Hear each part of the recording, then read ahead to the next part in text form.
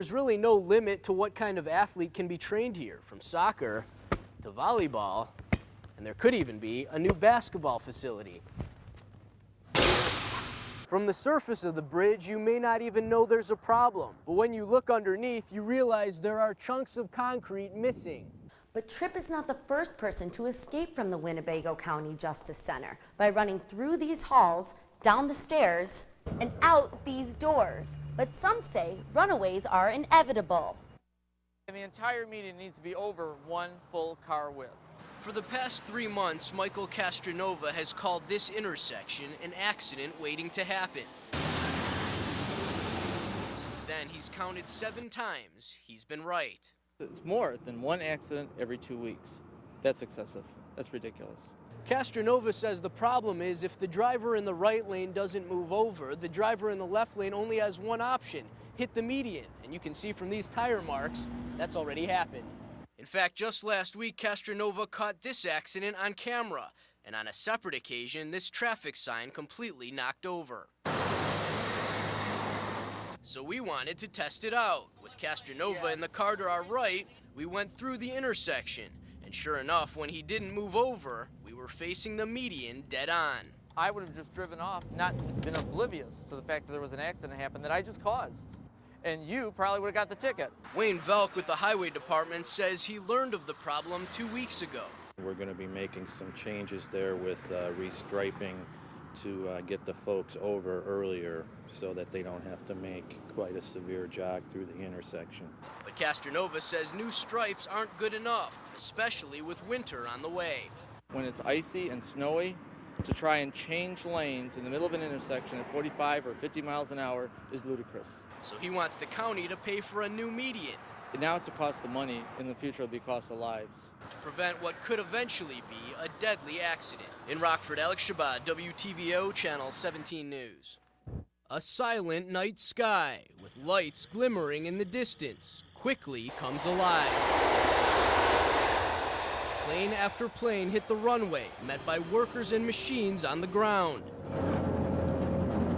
transforming the airport into what looks like a small city of its own.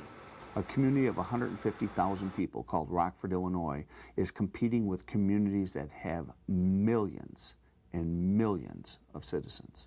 Airport Executive Director Bob O'Brien says it all happens in a span of about 2 hours between 11 p.m. and 1 a.m.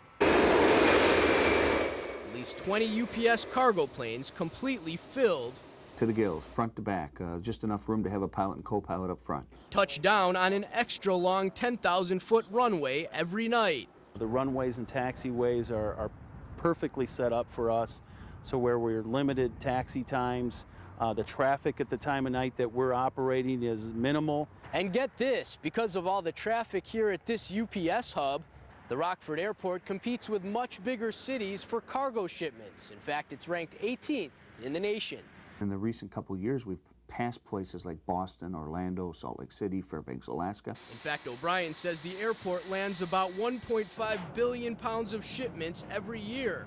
Still not impressed? Here's some perspective. The heaviest elephants in the world weigh more than 20,000 pounds.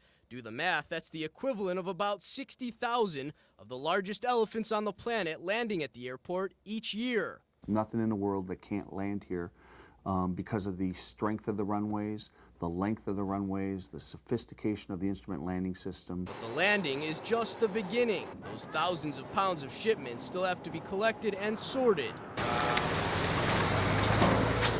before sunrise. To look at him, to look at Carrington, you would not know he was a sick, very sick baby. He's cute and he's little, and he has a lung disease, a very rare lung disease. That disease is consuming 6-month-old Carrington Dean. It's called a surfactant protein B deficiency. He don't have the lining that we have in our lungs to help him breathe. Life outside a hospital is impossible, so his family visits him every day. With him being on a ventilator, it's even harder because I know that he's not breathing on his own. He struggles every day just for a breath.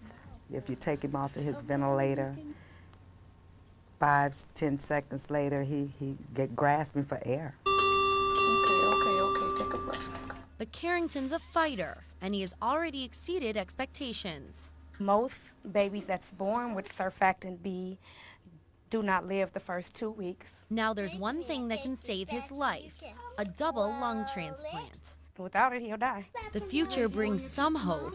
We'll go to St. Louis tomorrow, to their children's hospital there to be evaluated to see if he can even get a transplant. The transplant only offers a 50% chance of living to age 5. So today, he lives with a smile. Put it in the arms for the baby and me! Yay! And hopes for the future. In Rockford, Joelle Parks, WTVO, Channel 17 News. Stephen, Nicole, authorities called off the search here about an hour ago after finding no evidence of a body in the river. Now, you may be able to see the dam behind me where this has all been going on. Here's some video of the search from earlier. As you mentioned, this all started around 1 this afternoon here at Belvedere Park after witnesses believed they saw someone fall over the dam into the Kishwaukee River. Since then, more than 6 agencies have been involved on the search, including dive teams and helicopters. Divers also used a sonar device which didn't pick up anything under the water. Authorities say the only evidence they found is a piece of concrete foam that may have been used as a flotation device. Saw an object go over the dam. She thought it was a raft or boogie board with somebody on it. They thought that they could see someone go over the dam, go down, come back up, and then go back down. So at this point, it's unclear what, if anything, the witnesses saw, but we'll bring you the very latest as we find it out. Live at Belvedere Park, Alex Shabbat, WTVO Channel 17 News.